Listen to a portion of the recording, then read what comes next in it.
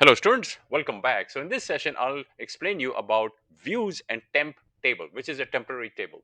The tables that I'll be using would be customers, orders, and shipping. In the previous session, I showed you how I created these tables, how these tables were connected and everything. So I'll just give you a brief rundown.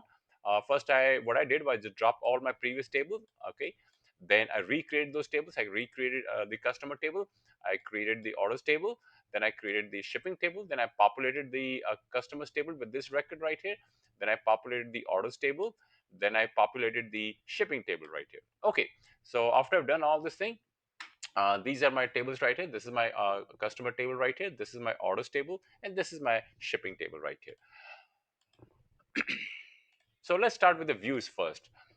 So let's create a view first. So the way you create a view, you just type create view and then you type the name of the view. So in this instance, I'm just calling it VW underscore high value customers. So suppose I want to have a small, think of view as a small mini table that's created for you where you can easily access information.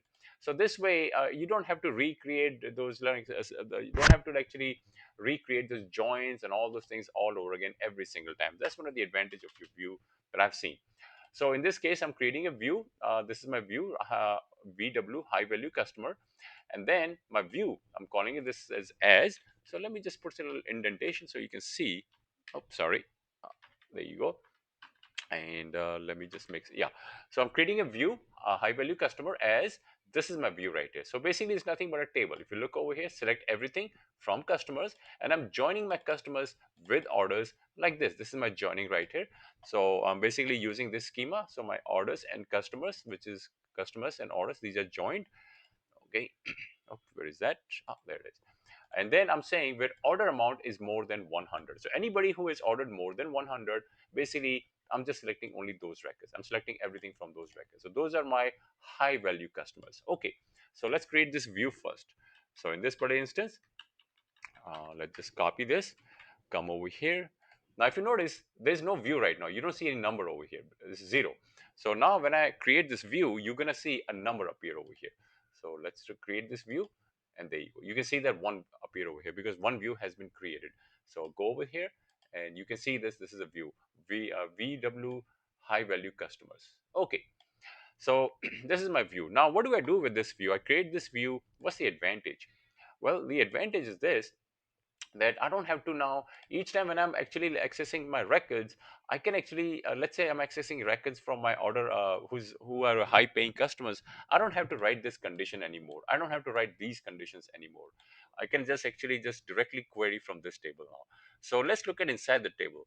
So first thing I'm doing, I'm just want to see what's inside my table. So select everything from your view customer, high value customers. So I'm just running the simple select statement, just like when you run in your regular select table. So this is my regular select statement, just like when you would run in your regular tables. So it's selecting everything. You see customer name, city, order, customer, everything. And you can see that everything is more than 100, 250, 125, 300, 150. Okay, so I got my view.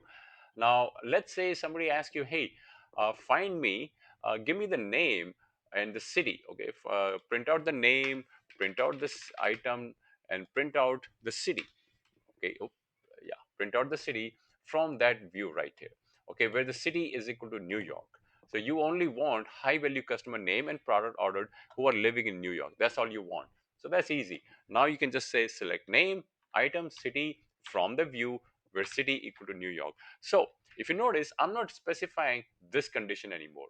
Okay, this condition is gone. Also, I'm not specifying my join anymore because all this part now is taken care for you in this view. View has been created using this join condition. Okay, so that's one of the really cool advantage of your view. So let's just come over here. Oops. Let me just copy this, put it over here, and run this query. And there you go. So these are my people who are actually high value customers who are living in New York. These people, they have spent more than $100. Wagner. All right. So this is an example of your view. Let's take a look at another example. Let's say you want to create a view which is called low value customers. So let's just do that. So in this case, I'm creating a view of low value customers. So let me just come here. Okay, and in this particular instance, my view is going to be select everything from customers, left join, All right.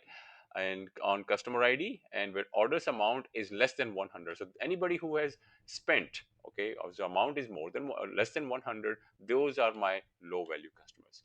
Okay. So create my view first, copy, go over there, and let's run this. Right now, it's only one view. Now, if I run this, you're going to see another view appear. There you go. Another view appeared now. Okay, let's look at this very view. If you want, you can query the view. So just come over here. You can just say select star from view. Okay, that's going to work too. So now let's say you want to find low value customers living in New York or maybe Chicago. I'm sorry, not New York, but Chicago now. So let's do that. So in this case, I'm saying that, hey, get me all the customers, low paying customers who are living in Chicago. So copy. And in this case, I'm just selecting my low value customer view. That's it. And there you go. So only one person lives in Chicago who actually is a low paying, no, who has spent less than $100. Mozart. That's it. His amount is 75. Okay, now let's look at another view now. In this case, I'm creating a view. Okay, let me just make a little, create a little indentation so it's a little bit easy to see. And there you go. Okay, so I'm creating a view. In this case, my view actually will contain customer ID, customer name, city, order ID. You know, it contain all this thing from customer C, and then I'm not putting any condition over here. Yes, so I'm not putting any condition, and I'm joining these three tables. I'm joining customers with orders and with shipping, and I'm also using alias right here. You can see that alias, which I explained to you before, what alias does. So basically, this is what's happening. I'm just connecting all these tables, customers, orders, and shipping.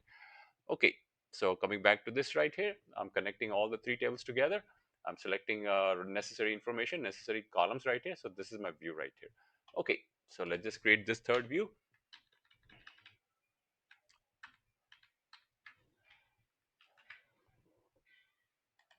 And let me just hit enter a few more times, paste it.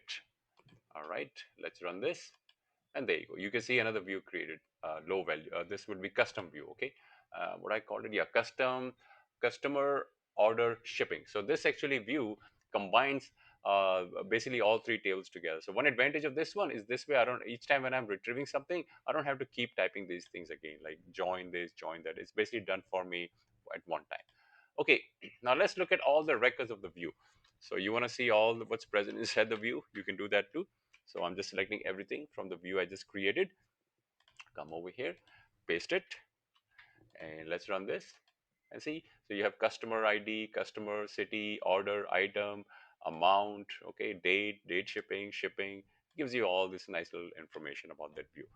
Okay, now let's say show all the delivered orders with the customer and shipping information. So that's what you want. So in this case, you can just use the view. So I'm going to say it's going to show me all the delivered order status with the customer and shipping info. So it's going to show me customer name, order ID. It's going to show me the amount, sorry, item, amount, and the shipping status, where shipping status equal to delivered. So it's going to show me everything. And I'm getting my data from the view customer order shipping right here. Okay, so copy, come back over here and paste it and run this, and there you go. So you can see that these are the people where shipping status is delivered to each one of them. You can see that delivered shipping status is all delivered for each one of them, and I'm just using view now. Okay, let's say you want to see all the customers, all the orders that are shipped to New York. You can do that too now. So in this instance, select customer name, city, orders, order ID, item amount, where city equal to New York. Okay, so I'm selecting from the view directly now. I'm not using the table anymore directly. So come over here. So one advantage of a view is that, as I mentioned, is that you don't have to actually now do the join anymore. If you recall, you had to create a join, and also it makes your code a little bit smaller. So look at this SQL syntax, a little smaller now because of the presence of this one view right here. Okay, so let's do another one. So we can do all these things. So let's say you want to list orders from customers, okay, who are in New York and they spent more than $200. So that's what this is doing. Is selecting customer name, is selecting amount right here, okay, from the view customer order shipping. This is my name of my view, where city equal to New York, and amount is more than 200. All right, so let's do that. Paste it, and let's run this. So these are the people who are living in New York, and the amount is more than 200. You can see that 250. And Wagner, where is Wagner living? Let's just go verify. Wagner is living in New York. All right, that's good.